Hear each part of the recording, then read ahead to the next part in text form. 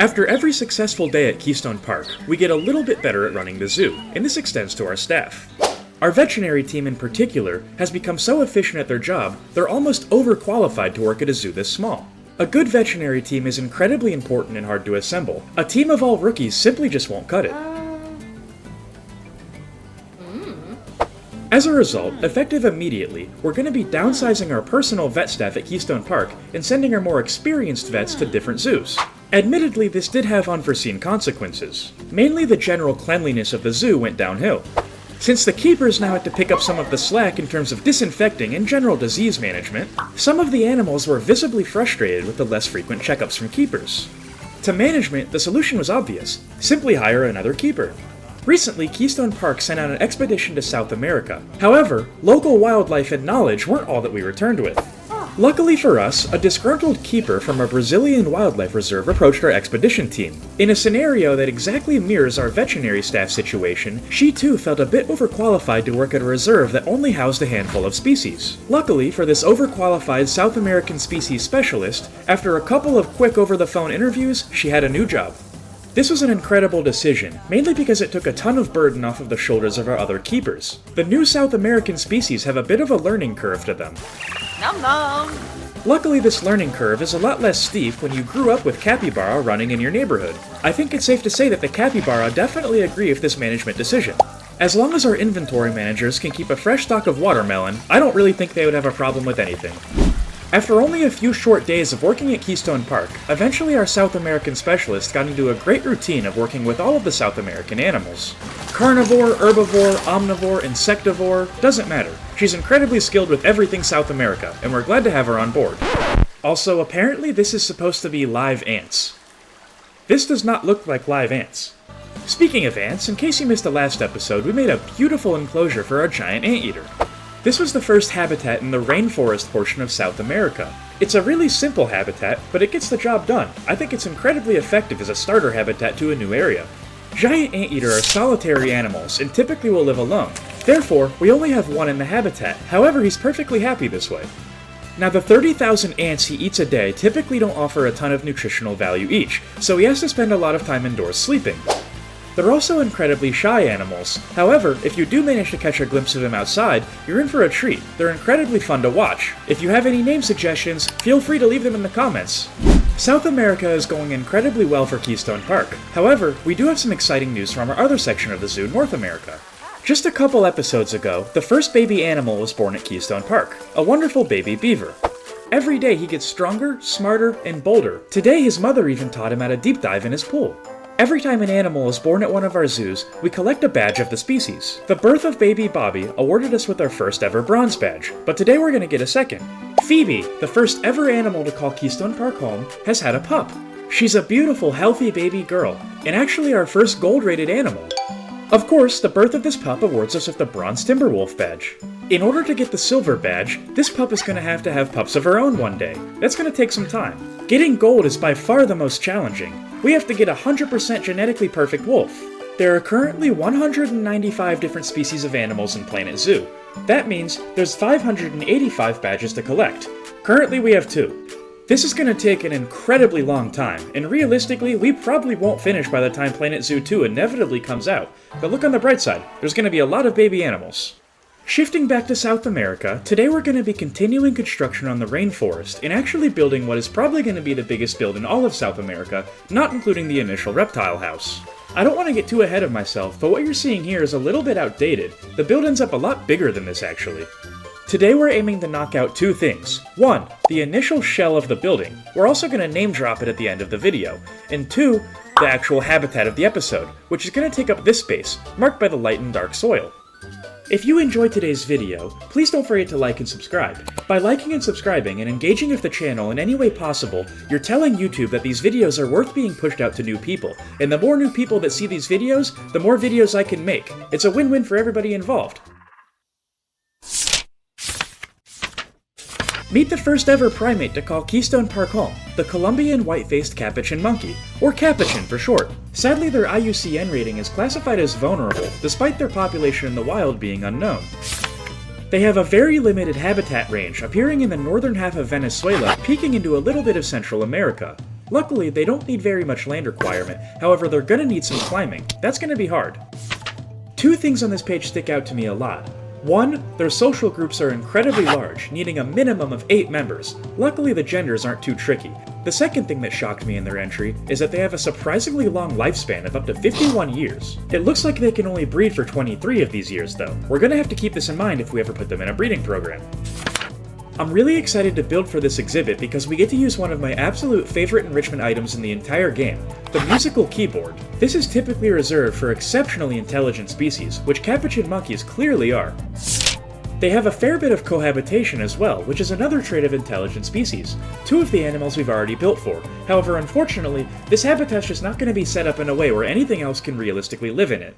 The start of the capuchin enclosure is going to be the most defining part of the entire build. All of this dirt is going to be replaced by water with a series of islands within. These islands are going to be connected by a climbing structure that leads back to the main building. This was very similar to making the moat for the anteater habitat, however it's on a lot smaller scale and not nearly as deep. If the capuchins do fall in here, which since it's over a climbing structure is fairly likely, we don't want them to drown.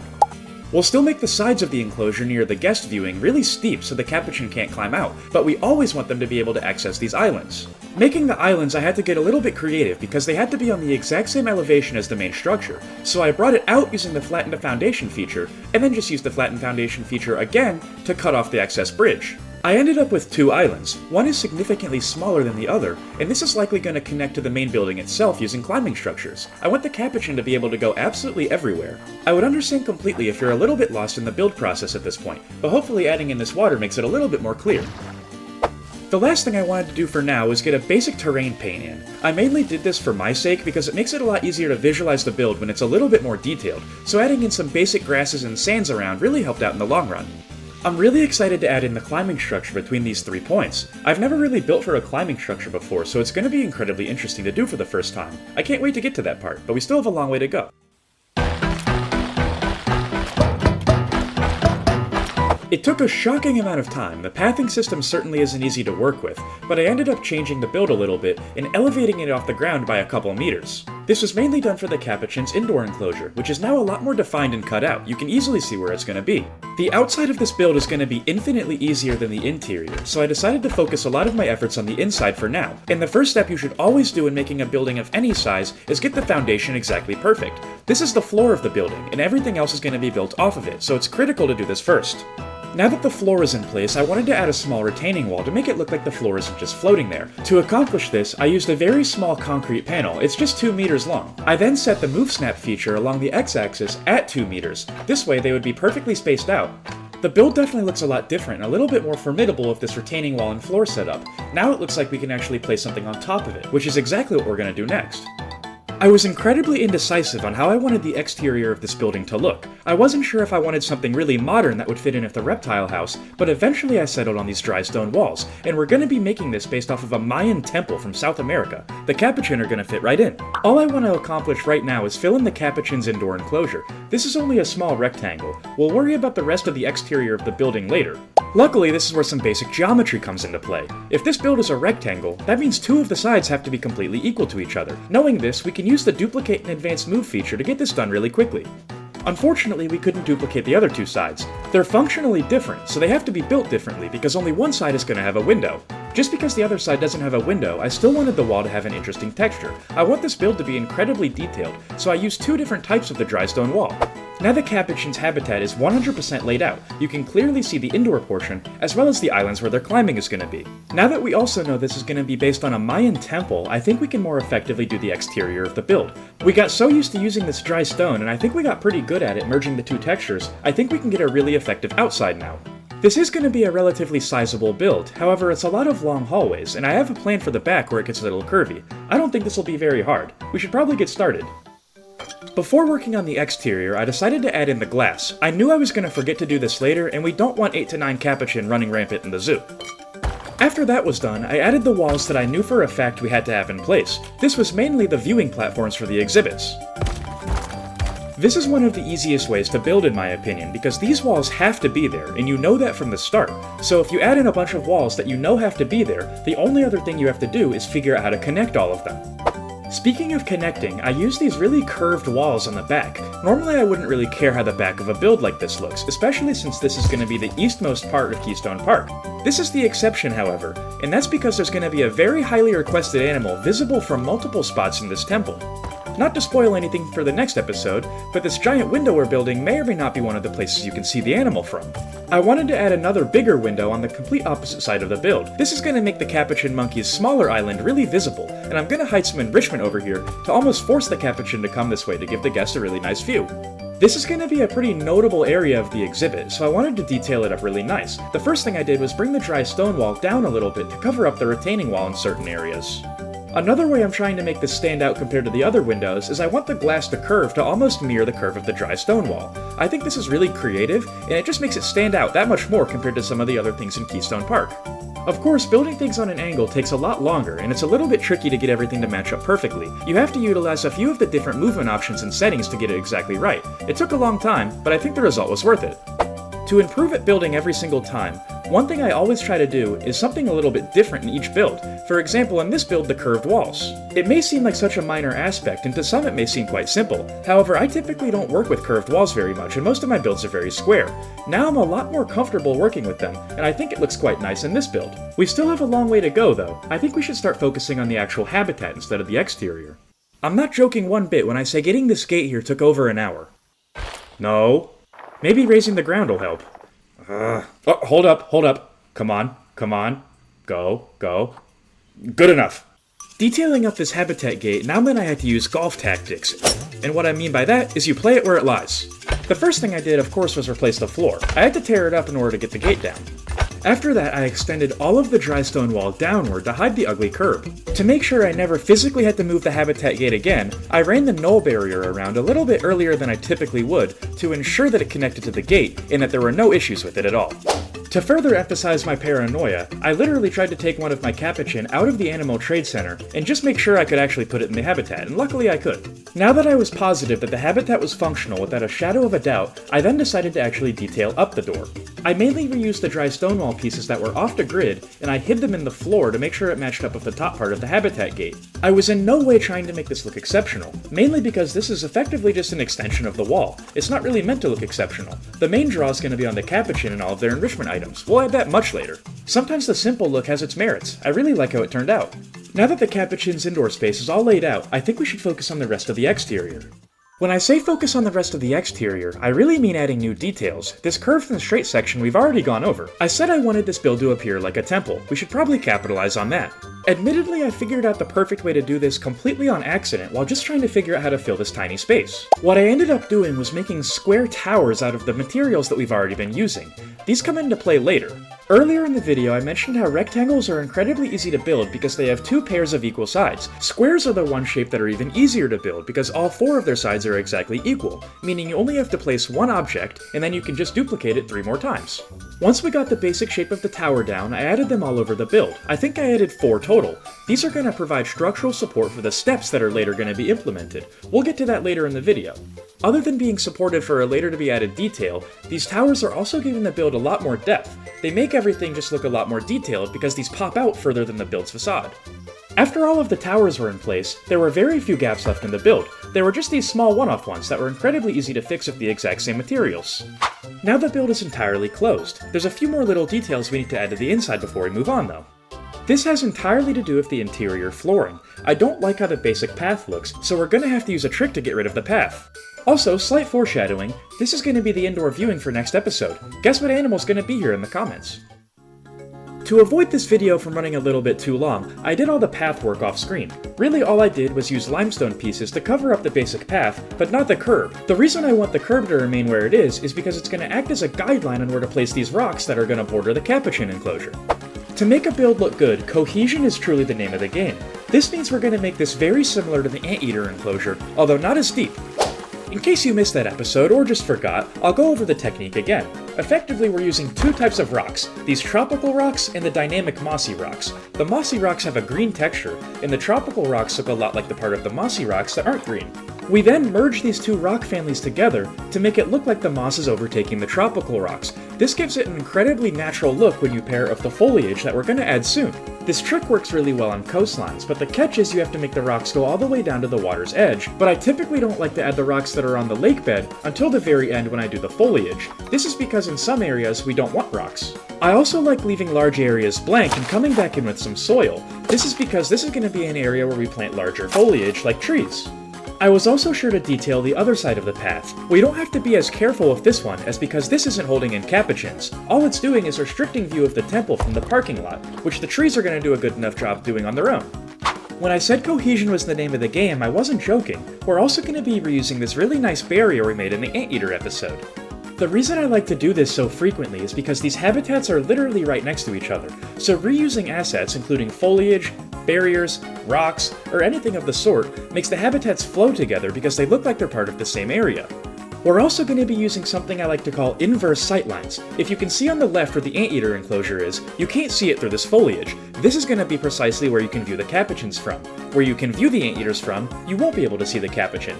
This is going to make sure guests can only see one animal at a time, and hopefully eliminate large crowds. Of course, this isn't the only sightline in the exhibit. Matter of fact, it's one of the smaller ones. The main sightline is going to be head-on. As soon as you exit the reptile house, this is the first view you're going to see, and once the climbing structure's in place, it's going to be a spectacular one. The far right side isn't necessarily a sightline, however I wanted to add the fence just in case. The foliage might be a little thin in some locations to get a good view of the capuchins, and just in case it is, I want to add the fence to make sure that they can't escape. A man-made barrier can always only go so far. I think it's about time we finally add some foliage into this exhibit. Foliage is by far the easiest if you start from the ground up. This is because you're never going to miss a sightline if you start from this low. Like in the anteater episode, we're going to only be using plants native to South America. This means we're going to be using a lot of the same plants, but unlike the anteater episode, we have to ensure that all of the trees have climbing disabled. This is more so important for the mangrove trees that are close to the water. The capuchin realistically could jump on these, but if climbing's disabled, they can never have the option. Using the mossy rocks before complements really well with using a lot of foliage on the rockwork. The more green in a place called the Rainforest, the better in my opinion. To make a zoo more realistic in Planet Zoo, you don't necessarily have to make every single area hyper-detailed to the region. Some places in zoos just don't have details, which is exactly what we're trying to accomplish with these bramble bushes. Bramble bushes are native to North America, where this zoo naturally takes place. If this habitat literally took place in South America and the entirety of Keystone Park was in South America, these bramble bushes wouldn't be here. It's definitely a bit confusing, heck, I'm confusing myself just talking about it, but to add to the immersion of Keystone Park, we're trying to break the immersion slightly of South America using bramble bushes.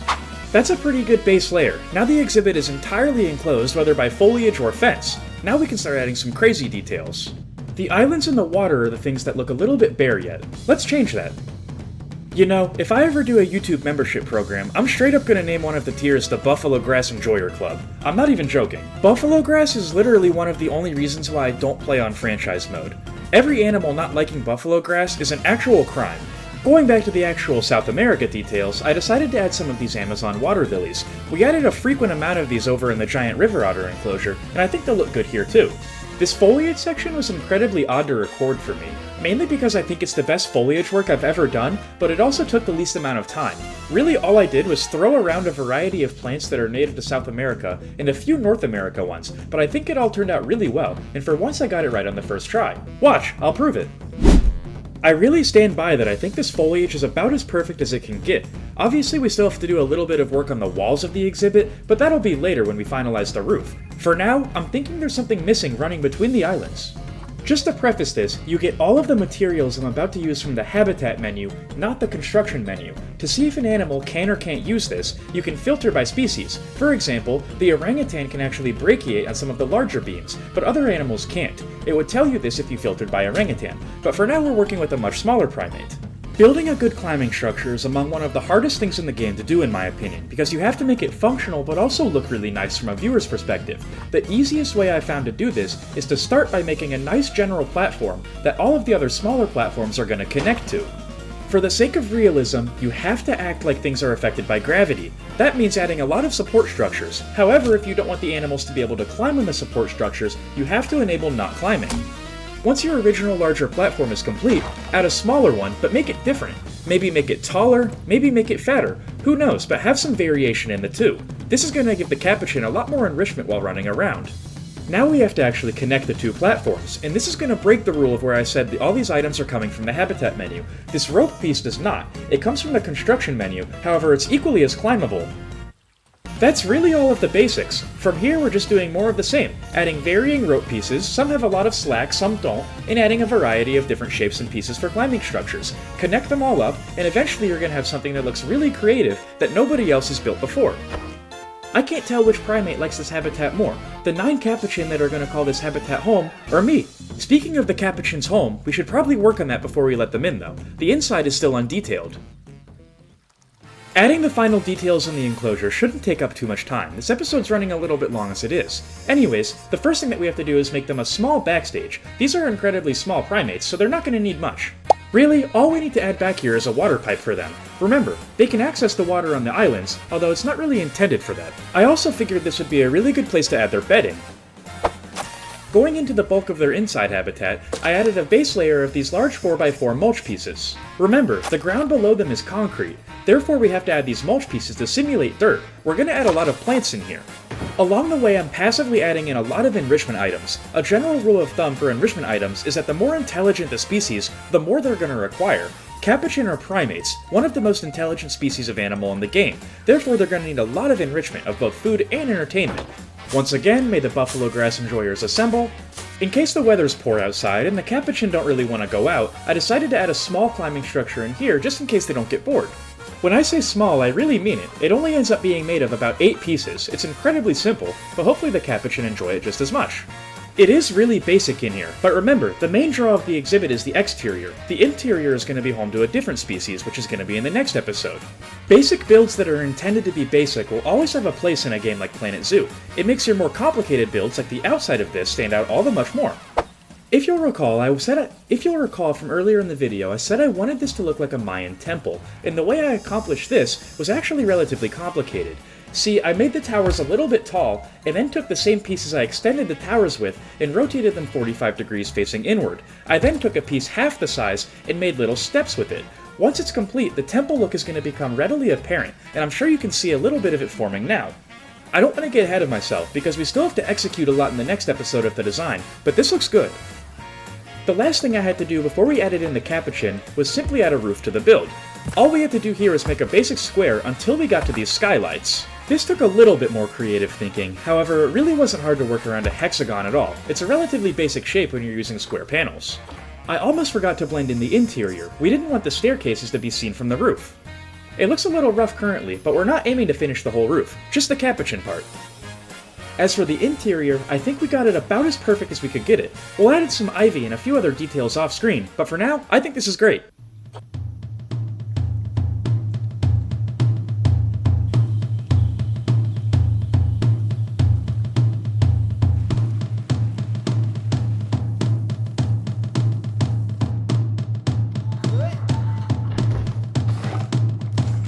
Unfortunately for the first capuchin to arrive at Keystone Park, he must have failed our quality control at quarantine. He had to be quickly taken to the animal hospital for emergency surgery. This is a direct result from parting ways with a lot of our veteran medical team. We're gonna have to work a lot harder to make sure this doesn't happen again, and get these rookies up to the cut. Thankfully the capuchin's injuries were minor, and something even a rookie could handle. He was quickly brought back to his habitat to get acclimated before the rest of the troop arrived. It was critical to get a health monitor on him. Thankfully, within just a few moments of being back in his habitat, he quickly started to play with his enrichment items, which was a telltale sign that everything would be okay. He was enjoying his time on the outdoor climbing enclosure when he realized the rest of the troop was arriving and darted inside. To say the least, 9 capuchin didn't seem like very much, but there are a lot of them in here, and I really like the amount. Surprisingly, they were all a bit nervous at first, and none bold enough to go on the climbing structures. They all kinda congregated towards the middle of the enclosure. Eventually, some of the braver capuchin led the charge and explored the outside of the enclosure, and it was incredibly fun to watch them climb about. The same capuchin that arrived at Keystone Park injured was the same one to discover the musical keyboard, and he really seemed to like it. Call me crazy, but I think the capuchin are able to understand cause and effect. This capuchin seems to know that if he presses down in the key, a sound will play. Now he's no Beethoven, but this is incredibly rare in the animal kingdom, and something only extremely intelligent animals can accomplish.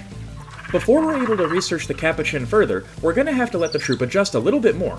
They've hardly scratched the surface of all you can do in this habitat. We really went above and beyond to make Keystone Park's first primate enclosure a special one. Ironically enough, I think the thing they're enjoying most are these cardboard boxes littered around their exhibit. Unfortunately, I think that's going to do it for today's episode. I'm really excited to record the next one. In the next episode, we're going to be adding a certain big cat to South America and finishing this temple. It's going to be a great one, and you're not going to want to miss it. Thanks for watching, don't forget to like and subscribe, and I'll see you next week. Kingpin out. See you soon.